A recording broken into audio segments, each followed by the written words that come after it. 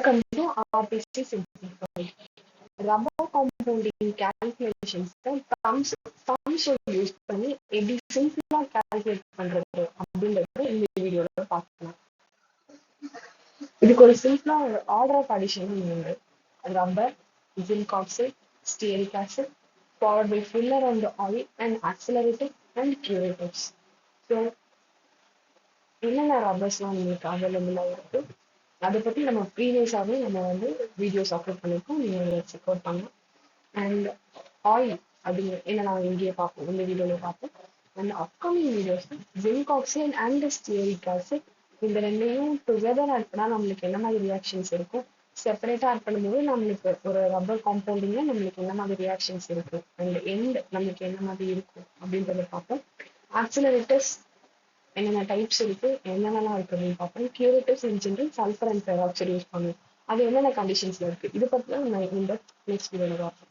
இந்த வீடியோல Thums use பண்ணி நம்ம எப்படி சிம்பிளா கால்குலேட் பண்ணி முடிக்கலாம் with help of oil and filler அப்படின்றத பார்க்கலாம்.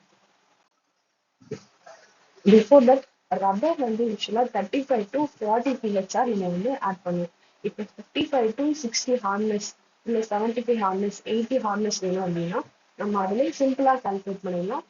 என்ன ரப்பர் கொடுத்துருக்காங்களோ அதை வச்சு 35 to 40 pHr செப்பரேட்டா ரப்பர் இருக்குன்னு நம்மளுக்கு ஆட் ஆகும். அண்ட் ரிமைனிங் நம்ம எல்லாத்துக்கும் செப்பரேட் பண்ணணும்.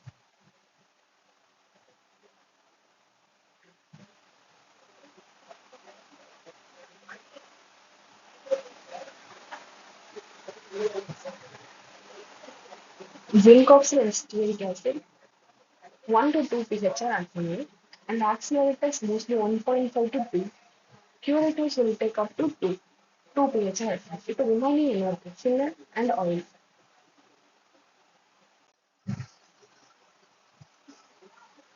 For the equilibrium, paraffinic oil will be used, and for SDF, naphthenic, and for both naphthenic and aromatic. And for the NDF, only aromatic.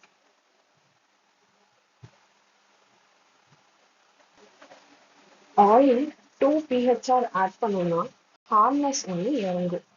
அப்போ நம்ம carbon black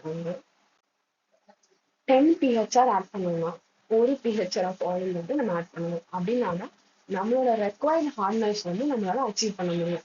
so இந்த simple calculation use பண்ணி நம்ம within 5 minutes less than 5 minutes கூட இது continuous practice நம்ம இவ்வளோ hardness வேணும்னு வித் ஹெல்ப் ஆஃப் ஐடென்டிஃபைங் நம்ம ஃபில்லர்ஸ் அண்ட் ஆயில்ல எப்படி பேலன்ஸ் பண்ணி ஆட் பண்ணணும் அப்படின்றத ஐடென்டிஃபை பண்ணாலே நம்ம அந்த காம்பவுண்டிங் கால்குலேஷன்ஸை சிம்பிளா முடிச்சிடலாம்.